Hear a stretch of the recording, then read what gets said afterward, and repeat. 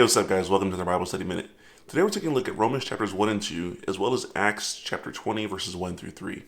But our main focus is going to be on the first couple of chapters of Romans.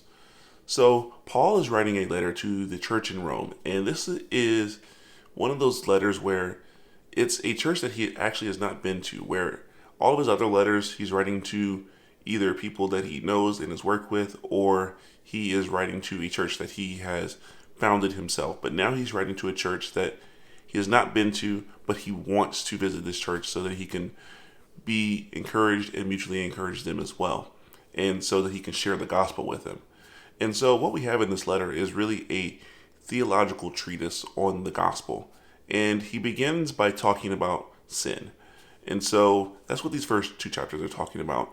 So the first chapter, he's talking about how God has given people over to their sin. Basically, any unrighteousness that they want to do, God has given them over to that.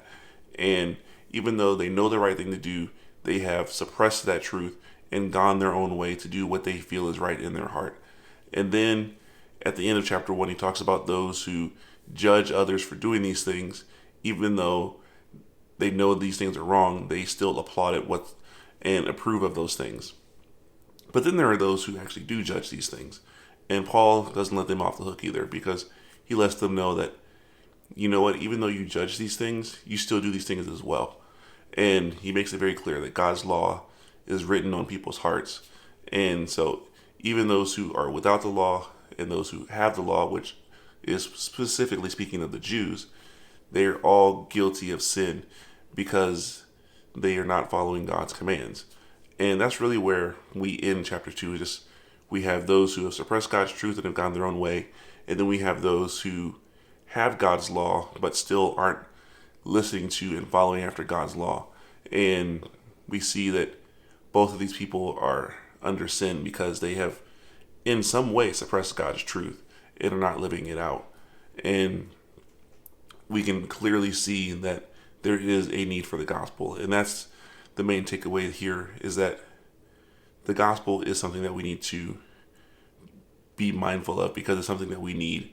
And God has written his law on our hearts. It's very clear. Like, we know from a very early age that lying and stealing and murder are wrong.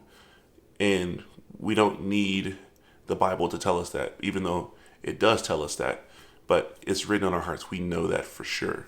And we need to stop suppressing those truths.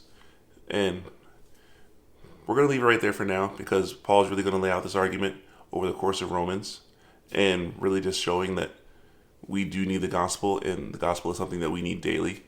And so that's what I want to leave you with today. Just realize that the gospel is the power of God for salvation to everyone who believes, the Jew first and also to the Greek.